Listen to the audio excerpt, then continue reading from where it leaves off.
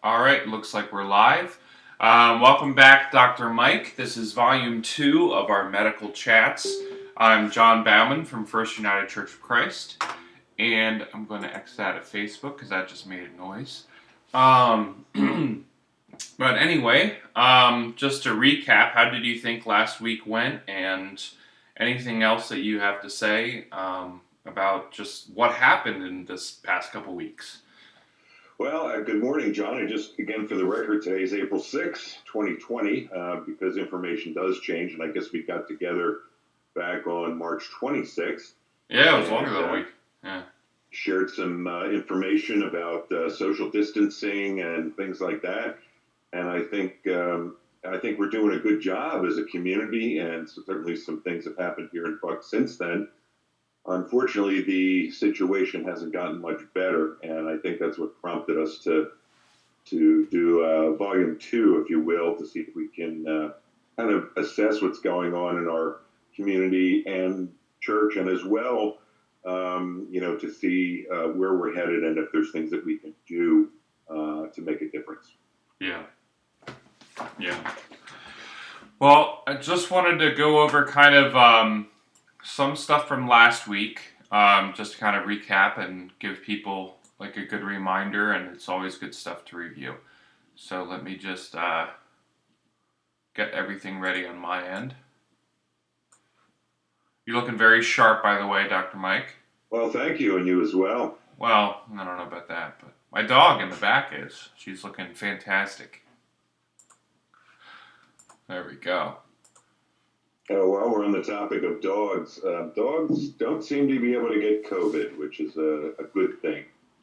There have been some case reports of cats getting it. In fact, a tiger in New York City tested positive, but there's no evidence that cats can infect us, so nothing to worry about. Just love your pets. Oh, okay.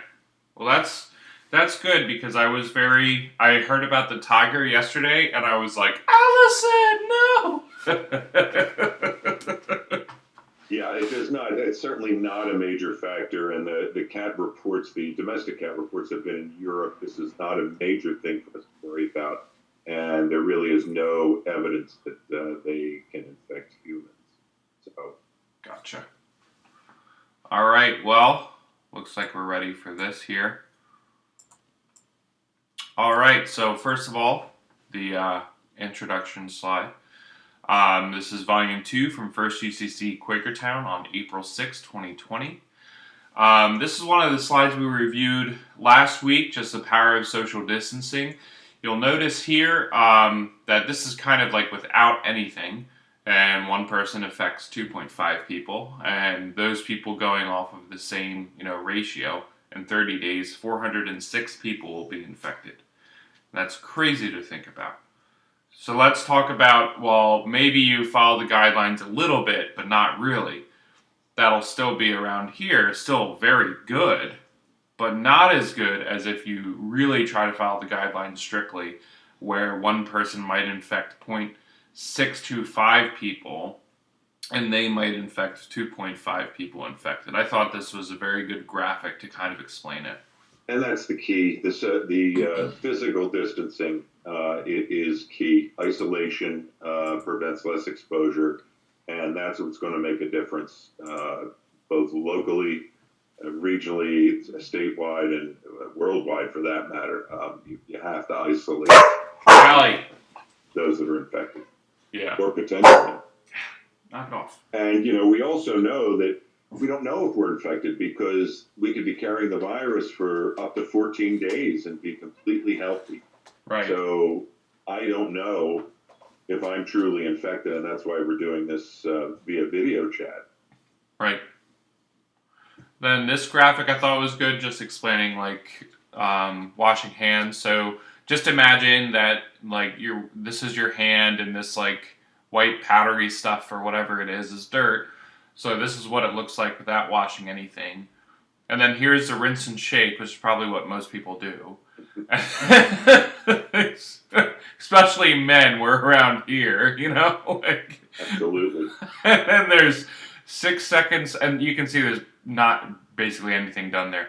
6 seconds with soap, does a little bit more No, 6 seconds with no soap. 6 seconds with soap does a pretty good job, but not fantastic. You can see those spots missing there. 15 seconds with soap does okay, and then 30 seconds with soap really does a good job. So it's really important to. Not to interrupt you, but 30 seconds is a long time when you're washing your hands.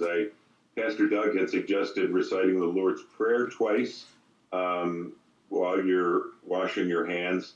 The other thing is to sing Happy Birthday twice while you're washing your hands, and that gets you to about 30 seconds with warm water and soap.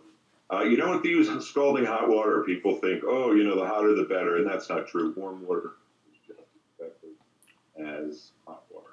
Right, because the main thing is that you're getting like the grease and the particles off your hands. I mean, to get a temperature that would actually be disinfectant would be scalding for your hands. Yeah, that's 145 degrees Fahrenheit. We don't want to go there. Yes.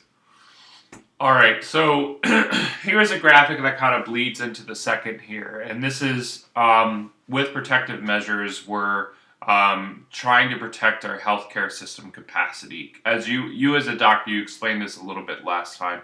Could you go over this a little bit more for this time and for the purpose today? Sure. Again, we talk about flattening the curve, and on the vertical axis is the number of cases. On the horizontal axis is time since the first case. And obviously by social distancing and hand washing, which are the two most important things, we want to flatten the curve. We want to make sure that the number of infected don't overwhelm the healthcare system.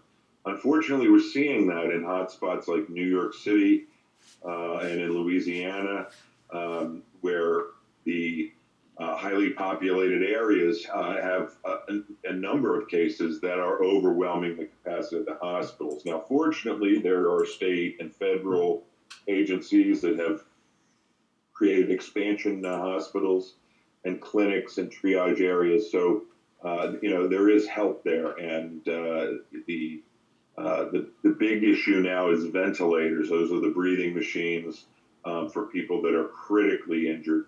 And, there's a finite number of ventilators. And unfortunately, like in places like Italy, they had more people that needed ventilators than actual ventilators. So they had to make some very hard decisions about who they were going to treat and who they weren't. Right. We're not at that point yet, to my knowledge, anywhere in the U.S., and hopefully we won't get there. Gotcha.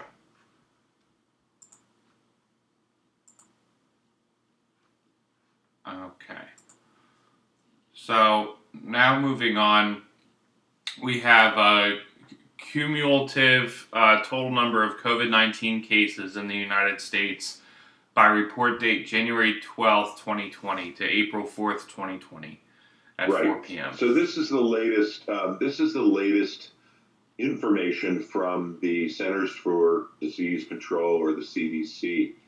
And, we looked at that curve before, and we see that it was a bell-shaped curve, that there's an upswing, a peak, and a downswing.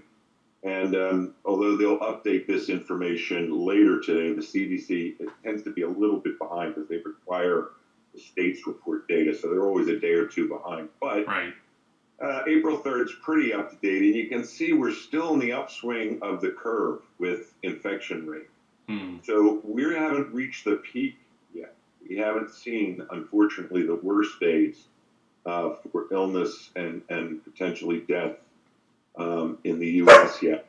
When that curve will peak, we don't know for certain. A lot of experts are suggesting that it's going to be in the mid-April range. Okay. But again, that's not when it's over. That's going to be the worst day. That's going to be when the most people are infected, when the most people are going to die. So we still have the downswing of that curve yet to follow whenever that peak comes. So, this is not something that's going to be over in 2 weeks. I think we have probably safely 6 more weeks to go before we're under control or out of the woods, if you will. Gotcha. And just to kind of explain your point a little bit further, give people a visual here. So right now we're still in kind of this stage here We haven't Right. reached this peak here. And Yes. what you're talking about is we'll reach this point probably mid-April. And then after that point, then and only then it'll start going down. That's correct. And those are for the hotspot areas now, the eastern United States and New York, New Jersey areas, eastern Pennsylvania, Louisiana. Um, we also may be faced, and why travel limiting is important. We may be faced with hotspots in more rural communities as we head out towards the Midwest that have very few cases. I mean, the airplanes are still flying and people are driving, and those states may come online later than what we're seeing now. So the curve is going to be unique for each portion of the country. Gotcha. Here is the positive cases by age range to date from the Department of Health, looks like from Pennsylvania.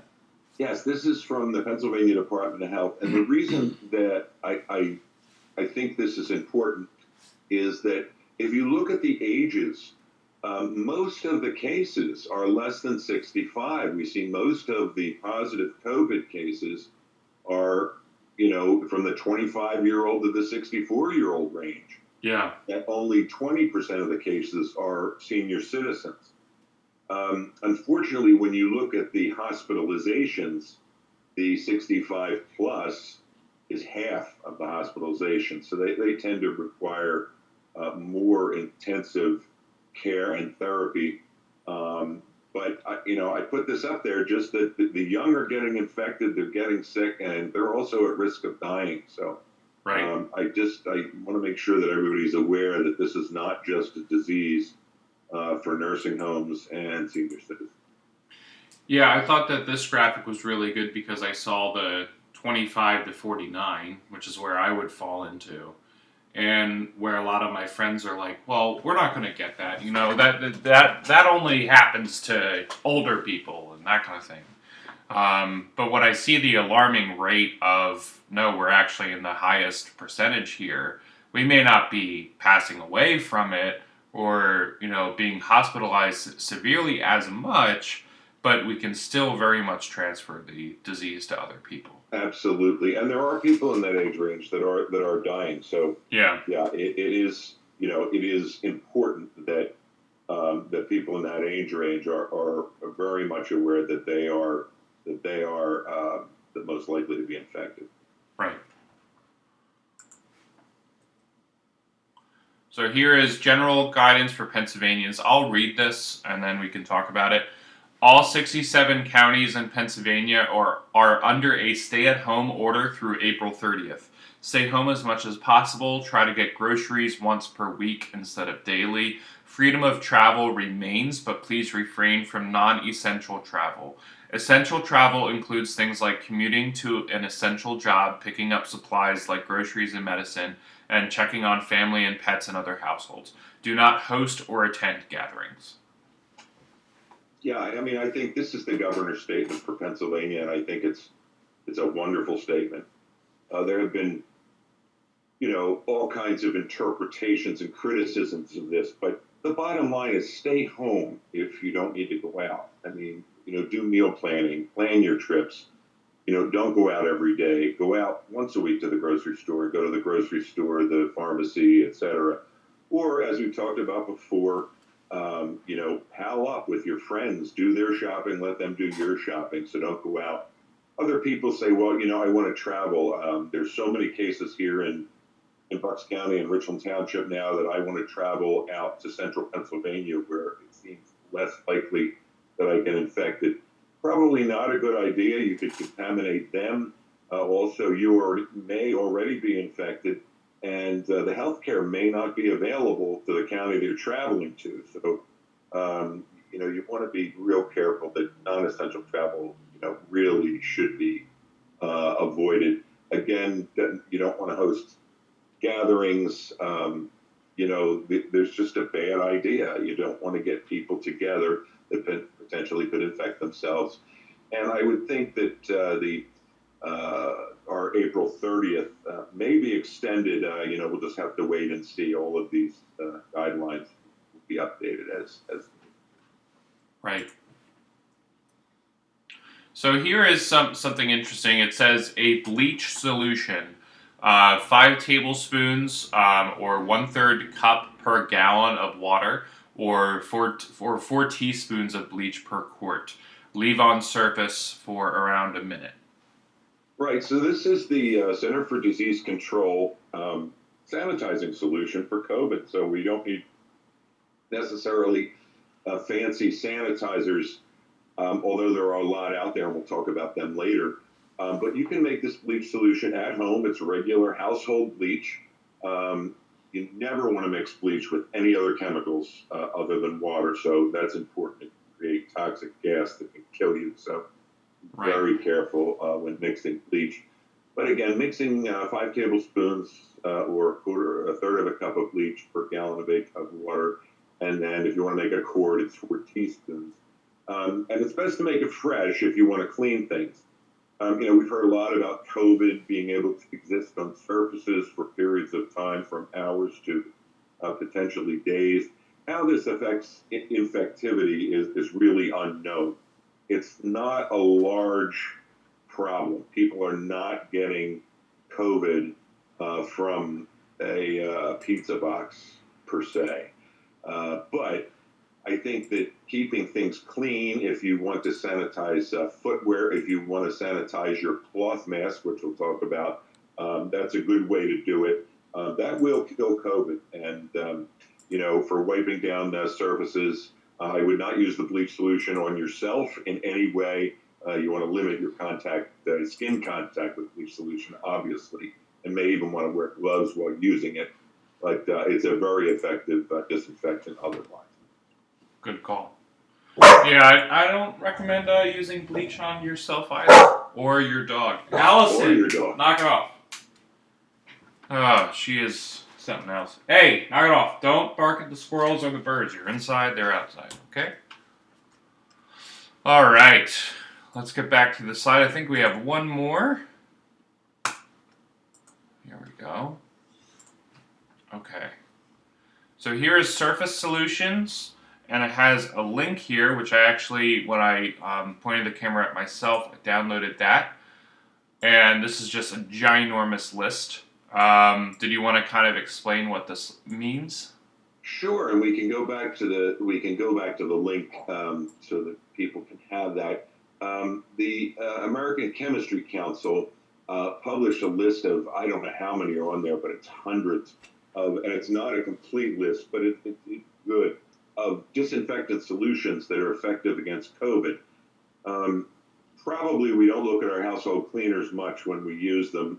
We have to use an all-purpose cleaner here in our house that works great for most things, except it's not a disinfectant. It's a cleaner. So although it cleans things, it does not sanitize things. Right. That list by the American Chemistry group is of those things that will kill COVID, that's been demonstrated to kill COVID, or other coronaviruses in the group. So if you're looking as to purchasing a cleaner or trying to find a cleaner that will work, that's going to be a very helpful list. We all know the brand name products, the wipes that we go out and buy, that we have bought without even thinking at any supermarket, but they're no longer available.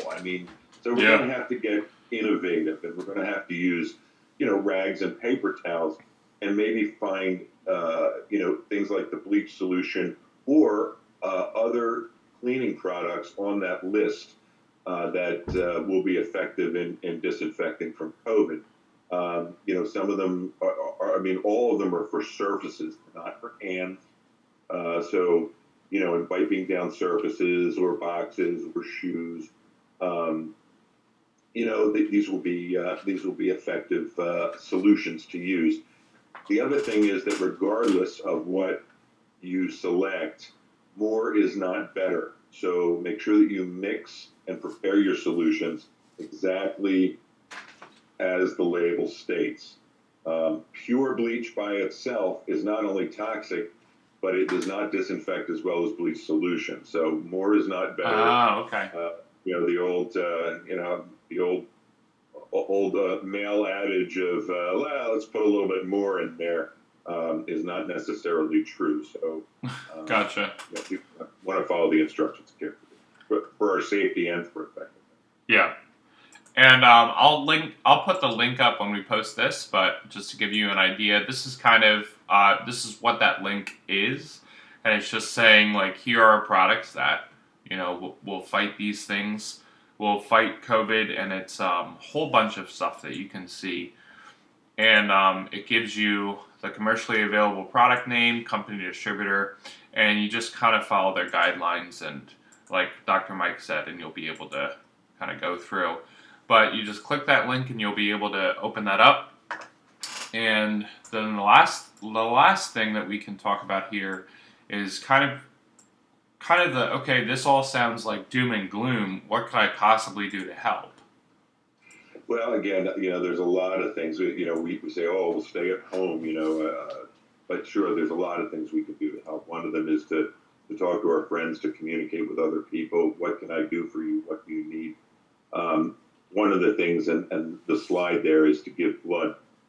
There's a critical shortage in our areas and other areas of the country of regular blood and blood supplies. And, frankly, people still get into car accidents. There still is a need for blood, and for people with certain immune diseases, for cancer patients and those in treatment. They're all different blood and blood products that are needed. In our region here, in the Quakertown, Richland, Lehigh Valley area, Keystone Miller is a blood bank, a blood supply company.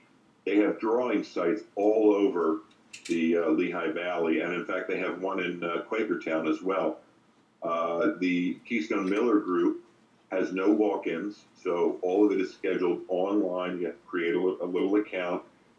You will get a time and a reservation, of which I have, and I'll be going next week, to give blood. And they're going to be masked. It's going to be a safe environment, but to be able to donate blood at this time is mission critical. So if you're really looking for something to do and are able to do that, I think that's a great idea. Right, and the Quakertown location, that's at Trinity Lutheran Church as normal, or? Yes, that's right. Correct. There are also other locations. It's on their website, and again, you'll schedule your appointment by location. So, you have plenty of options. Gotcha. Okay. Yeah, that's where I usually donate as well. I'm a pretty almost universal blood type, so I try to donate as often as I can. Awesome. So we're going to kind of go over a list of questions here, and this is just kind of like an informal question and answer kind of session. These are questions that a lot of the people will have, and some of it was possibly addressed in the slides, but some of it could possibly use some more explanation. So I'm just going to kind of read these here. Number one is, what is going on in Bucks County, where we're at right now, with new cases? Do we know who is getting sick? Is social distancing working here? I think that's an excellent question. And right now, at least from the statistics are updated for Bucks County anyway at noon every day. So these are numbers from yesterday, but we have about 634 cases in Bucks County, and unfortunately 17 deaths. That's actually working for social distancing. I think compared to places like Philadelphia and certainly New York City and places in New Jersey, I think we're making a difference. The deaths, unfortunately, are mostly elderly and nursing home patients. There have been some younger people as well. A fire chief in Lower Bucks County, unfortunately, passed away recently.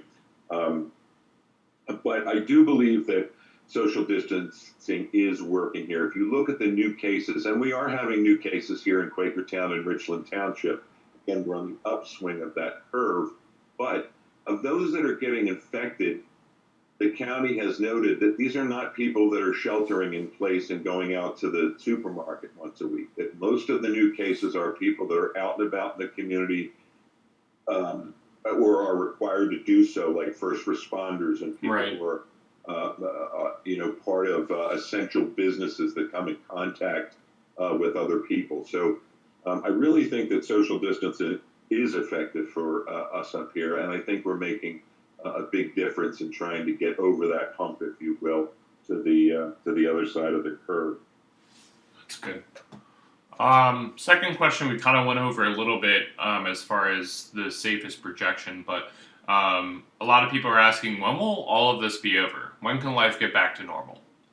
Yeah, again, it's the $1 million question, John. And I wish I had an answer. The experts don't have an answer. The best projections, like I said, we see the hot spots kind of peaking mid to late April. But again, we're going to have weeks on the downside of that slope. Some of the experts feel that return to quote normal won't occur until we actually have an effective vaccine, which is unfortunately a year to 18 months away. So I don't want to paint too dire a picture, but also not too rosy of one. That we're going to have work ahead of us, and this is we have to be patient. This is going to ride its course. Now is not the time to relax what we're doing. In fact, if anything, it's time to step it up with social distancing and everyone wearing a cloth mask now. And it's important, and we're just going to have to wait and see what the numbers show us and where we're at moving forward. Gotcha. Third question, is it safe to go for a walk around the neighborhood? Go for a walk outside? I think it depends on your neighborhood. There are unfortunately still plenty of violent occurrences going on in Philadelphia with shootings and stabbings. So I think we have to be careful there. But that aside, I believe it is safe if you are well spaced. I wouldn't recommend going out in groups for a walk, but certainly if you want to go take a walk around the block, go ahead and do so. Get some fresh air. Again, just distance yourself from people, but being out in an open environment is great exercise and good for you. Gotcha. Next is takeout food and groceries. Are they safe to bring home? Everything, the medical evidence currently is an emphatic yes that they are. Again, we have that concern that viruses can last on surfaces. We're not seeing any contamination, or we're not seeing anybody getting sick from these surfaces. So takeout food, this no contact takeout is an excellent idea. It's a way to get good food. It's a way to support our local businesses. I think it's safe to do. I think grocery store shopping, again, we have to be careful with social distancing, Right. knowing that, that certain things could have virus on them. But again, this doesn't seem to be anything major. There's been nothing reported. So, I think common sense, when you are out and about and you come home and you're bringing home groceries in bags, wash your hands. When you put your things away, wash your hands again. Again, these aren't things that we need to be concerned about right now. There are much bigger fish to fry than the potential harm that these things will do. But again, hand washing, social distancing, it's the same thing. And I think, I think that everybody's going to do just fine with that. Yeah, that's good to know. It's certainly important to support local businesses and places that you usually frequent, or even places that you haven't frequented in a while, but you would like to still stay in business. So if you have a favorite restaurant and you want to see them around after this, give them a call this week. Look them up online. See if they're still doing takeout, and consider getting takeout, one of the nights this week for your family, or even just for yourself for one meal. I know a lot of restaurants will have special menus for this purpose, and you just call ahead and you give your card number over the phone, and they bring it out to you with gloves and a mask on usually. And it's a way to get, as you said, it's a way to get good food and to support our local businesses. So definitely do that. I know my favorite wing place still has wing night going on, so I like to do that. Um, that's Casey's Place on the California Road. Excellent wings. Um, just gonna throw that out there. But um, anyway, moving right along, you alluded to wearing a cloth mask and everything like that. So should everyone be wearing a mask? And if so, how do you keep it clean? And also, let's talk about what type of mask as well. Okay, so yeah, the this we've heard a lot about masks recently. Yeah. I want to be very clear about masks that everyone should now, by recommendations from the governor, be wearing at least a cloth mask over their face when they're out in public. Now, importantly, this does not protect you, the individual wearing the mask. It provides actually very little protection. What it does is it protects others so that if you cough, when you breathe, when you sneeze, it protects particles from leaving your face into the atmosphere. So you're really wearing that for other people. It does provide maybe some minimal protection for you wearing a cloth mask. Yeah. The N95 masks and the respirators that you hear about that the hospitals need and what, again, these are for people that are in very close contact with COVID. The hospitals need them, and they frankly need them more than any individual that's going to be out in the community. So those masks are really reserved for healthcare personnel and those essential personnel that have to work around COVID-19 patients. They're going to be more personally protective when we hear about this PPE, personal protection gear. So, yeah, I think it's a great idea to wear a cotton mask of some sort. It can be as simple as a T-shirt. It can be something that is sewn. A bandana, a handkerchief will work. And, cleanliness is important, so that you should keep your mask clean. The bleach solution that we had talked about earlier, with the third a cup of bleach per gallon of water, let your mask soak for a minute. Again, there may be some color problems there, but that's not the purpose. It will clean your mask, and you let it dry.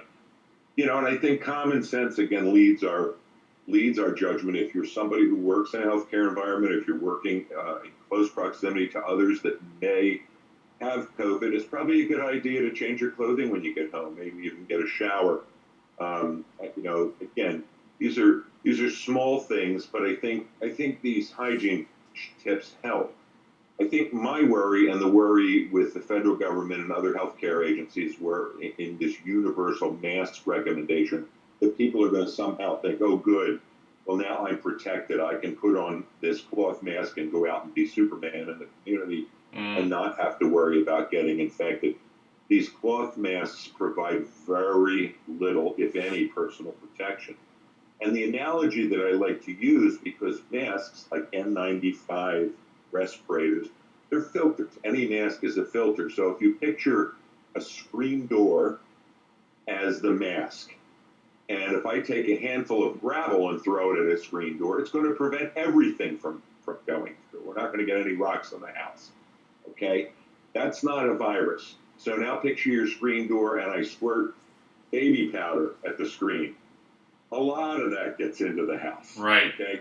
That's a virus and a cloth mask. Okay? So it is really not providing a whole lot of protection. Gotcha. Okay.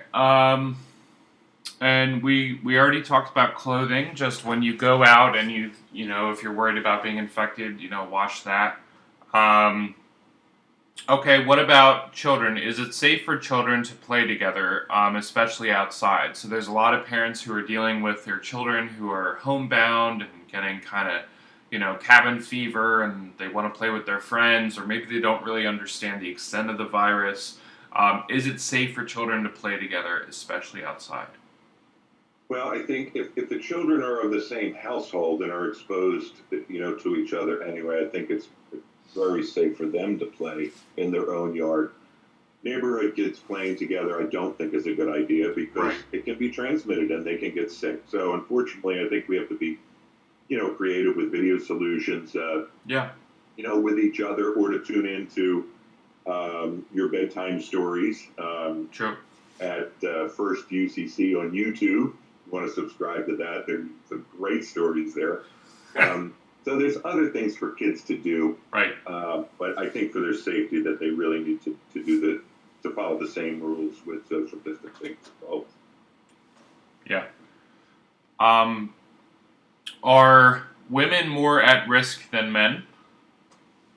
that's interesting. In the as far as the data goes here in the county, it's about the infection rate is almost even. It's 50-50 for men and women. Um, Actually, the risk of dying is much higher for men, and we're not exactly sure why worldwide. So I'm not sure that women are protected, but men seem to be more at risk for a variety of reasons. Some experts think it's worldwide because of smoking and other factors, but um, the infection rate is about even, but the risk to men appears to be higher. Okay. Are pregnant mothers at risk with COVID-19? So now we're getting into an area of expertise of mine. And the answer is yes. Pregnant women have impaired or altered immune systems just normally in pregnancy.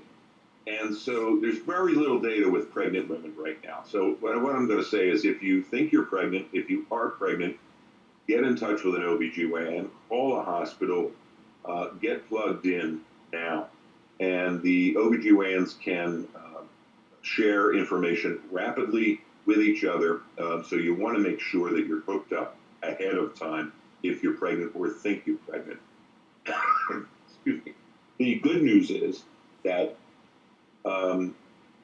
the virus does not seem to be transmitted from mom to baby, so that if mom has COVID-19 and gives birth, there is no evidence that children are infected at birth or that it is in the amniotic fluid. Oh, okay. So and that's based on a limited number of cases, but that's the good news there. So I think that pregnant women should, again, social distance and avoid. I don't believe that pregnant women should be placed in high-risk situations where they're performing those essential functions, because I do believe that they represent a higher risk group for certain types of infections, and we've learned that lesson with influenza. And we already talked about the next question, which is, can a cat or dog get COVID? Can they infect humans? And we answered that cat, like species of cats, like tigers, there were tigers that got it, but there's no evidence that the feline can transfer it to its owner, and there's no evidence so far that a dog can get COVID-19 right now. I think all of those statements are true. And again, these are such rare occurrences that the only reason really to discuss it is just because it's in the news. This is not something that's happening in our community. With the exception of the tigers in New York City, I'm not aware of any domestic cats even in the U.S. that this has been an issue. These are based on some case reports in Europe. And as I said before, that's good because, Allison, she's sleeping on the floor. And when I heard that dogs might be able to get it, I was like, oh no, or that animals in general. But it's good to know that it doesn't look like it, so that's good. Next question is travel safe? Should I travel to an area that is more isolated or that does not have COVID-19? What about air travel? So this kind of question kind of makes sense, especially for maybe like at-risk people living in an area that, maybe you're getting more and more infection, and maybe they have a son or daughter, or maybe they have a relative that's in an area that isn't as affected yet. Like I think a week or two ago, Quakertown was, in Bucks County, one of the least affected areas. But what if somebody from, one of the most affected areas is just like, oh, I have a relative in Quakertown, I should just go there. What would be your Yeah. response? Again, we kind of touched on that about traveling and Yeah. potentially infecting other people and the availability of health care. And it's true that Quakertown and Richland Township were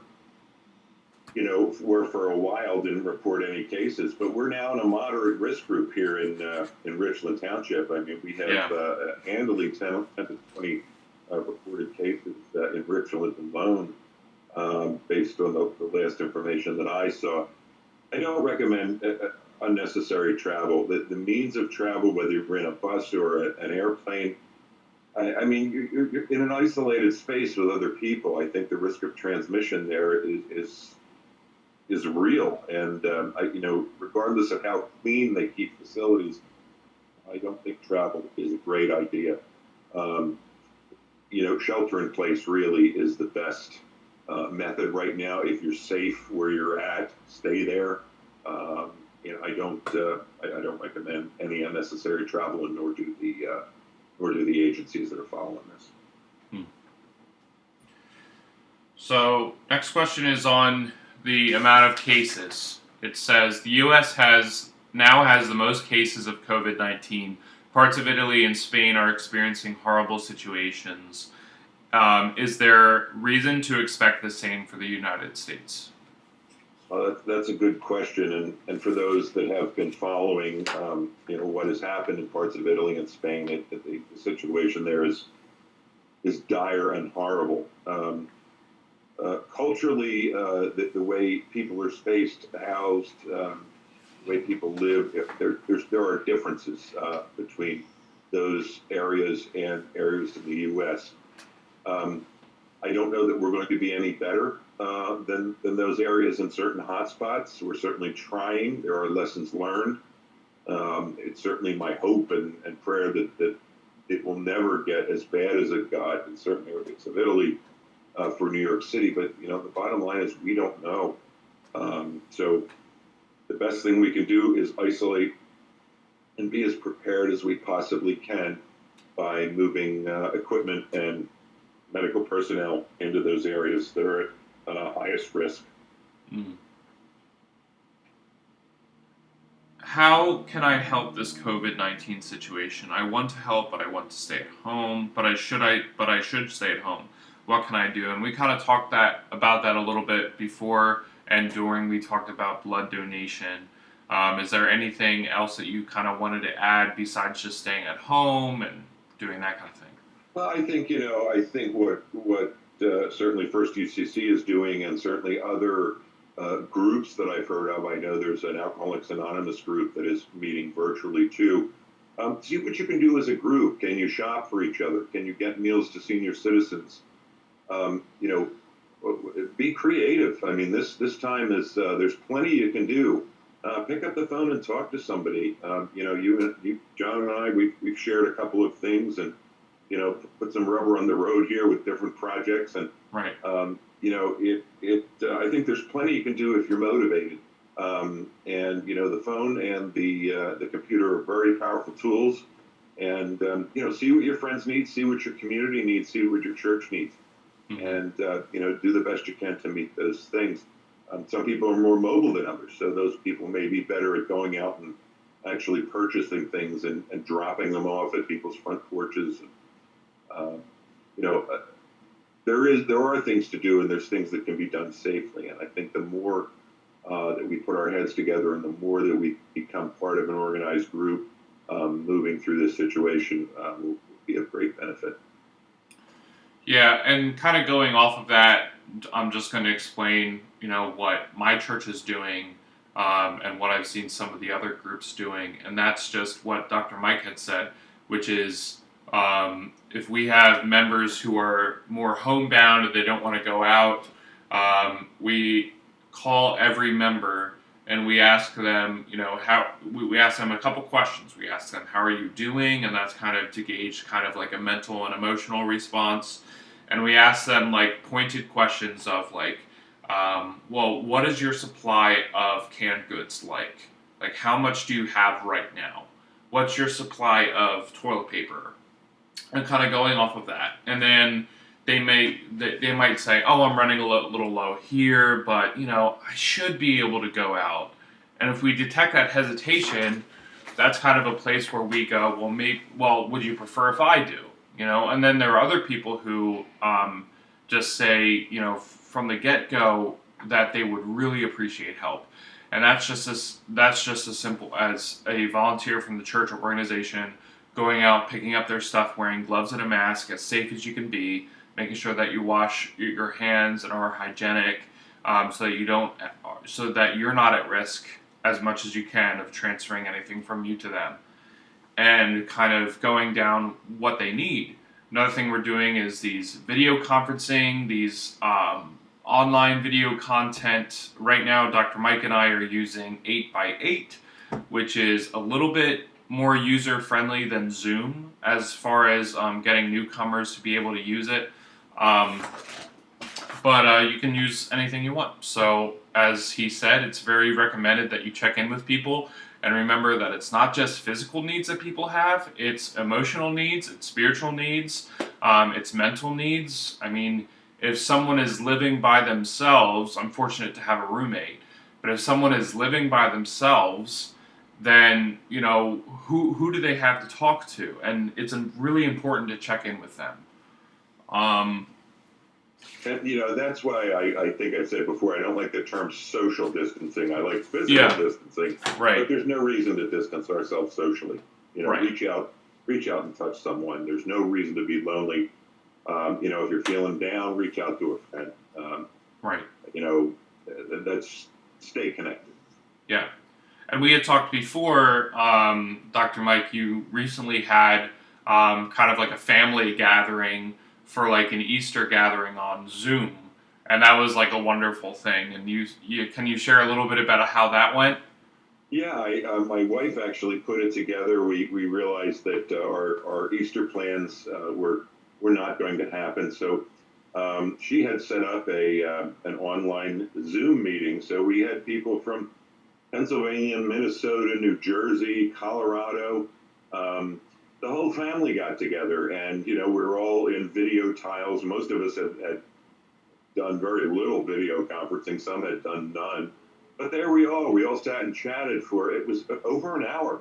We had a great time. Yeah. Of course, we couldn't share in the meal, but we really had the same level of discussion and humor, shared happy and sad things. So it really was a very, very nice time, and it was a really cool thing to do.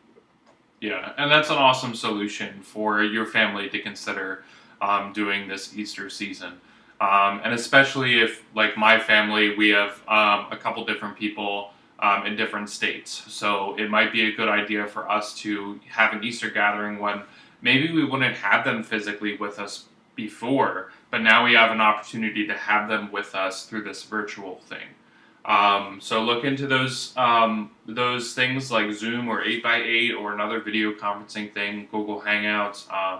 Facebook has a group video chat option as well. And just see what works best for you and your family, and try to plant something there. Next thing is kind of, I have so many emails, and I have so much of the media asking for money in support of the medical community. How can I decide if I so choose and am able to give, who to give to, how to give? Yeah, a lot of organizations are reaching out now because of the scarcity of resources and funding, et cetera, for funds. Unfortunately, also, the scammers are out in full bloom, and I've actually received several scam reports that I've reported. I think it comes down to contributing to the charities that you know the best. That this is not time to contribute to, the X, Y, and Z COVID fund, but contributing to your local church, contributing to the Red Cross, contributing to those charity organizations that that are known to you and that are reputable, and to avoid scams if at all possible. The other thing is contributions of again goods that you might have extra of, canned goods, toilet paper, those kind of things. to be able to contact a group or a church or an organization and say, look, I don't know whether you need it, but I actually have more of what I need for something. Can you use it? And the answer may be no, but they may put you on a list because that may change. Right. So, I think we just have to use common sense there to avoid being scammed by unscrupulous people. Yeah, there was one thing that I saw about people kind of going door to door, acting like some survey people, and this is like locally in Bucks County, Montgomery counties, and basically they would have you open your door, and then they would use that opportunity to rob you, and they would get you into an emotionally vulnerable state of just saying like, how are you handling this? What do you need? And it's all related to the virus. So definitely be careful who you talk to on the phone. Definitely be careful when the doorbell rings or when you hear a knock, because unless they're really close family, they really shouldn't be interacting with you to begin with. And if they are close family or close friends, then they have your phone number as well. So why do you have that knock on the door when you don't know who's coming at this time? So make sure to think about that. Good advice. Good advice. We already talked about kind of what is a good surface disinfectant before. That was the last question that I had on my list. But is there any other things that you would like to say at this point, just kind of going over to the people listening? Yeah, I think, first of all, I'd like to thank you for the opportunity to talk with you today. I hope you got some good information out there and some useful things for folks. Again, I think it's the same thing. I'll beat the same drum. Physical distancing, wash your hands, protect yourself when at all possible. Stay safe and stay healthy.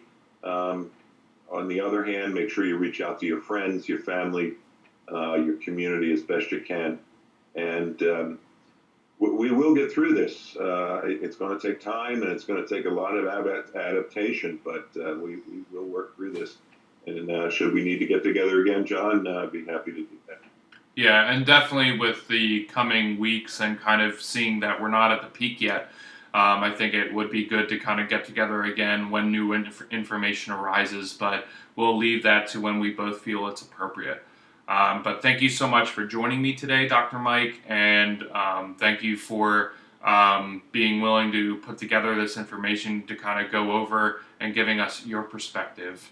And again, I wanted to remind everybody that to maintain social distancing, to follow this advice from Dr. Mike, and follow the advice kind of being given by our government, just to keep yourself and your loved ones safe. But I also wanted to remind you that, panic past doing everything that you're supposed to be doing doesn't do anybody good. Panic just increases the problem. So panic in the sense of get the things you need and do the things you need. But past that, don't let panic grab a hold of you. Because if you do, then your whole life will be defined by fear at this moment. And that is not a good place for you to be mentally. It's not a good place for you to be spiritually. It's not a good place for you to be emotionally. And it's not a good place for you to be physically. So keep that in mind. Do not live in fear. Do not let fear override who you are as a person at this time. But rather react and then just try to do things in your life that remind you a little bit of normalcy. So that's getting up every day. That's making yourself a cup of coffee. That's going out for a walk with your dog, maintaining social distance, especially from tigers from Brooklyn, or tigers in general. And doing those things just to keep yourself mentally okay. Use this time to tap into things that you have always wanted to do but didn't have the time for. Maybe it's that hobby where you bought all the supplies but you never had the time to do it, and so you haven't been able to do it. Use that time now to tap into those things because, hey, you have the time, and that'll give you a sense of accomplishment at a time when you're wondering, like, when this will all end. So that's my kind of pastoral words of advice to you, just from me to any listeners here. Dr. Mike gave excellent, Dr. Mike gave excellent medical advice here, and definitely worth following. I'll link the PDF either here or here, depending on what medium you're seeing, and then you'll be able to click the PDF for surface disinfectants. And thank you for listening today. Thank you, Dr. Mike, for coming and doing this. And we wish you all to stay safe, to stay healthy, and we also wish you all to not be defined by fear. And that's all I have for today. But have a good rest of your week. Do things that are meaningful to you, and protect yourself and protect those you love. Thanks, John. Yep.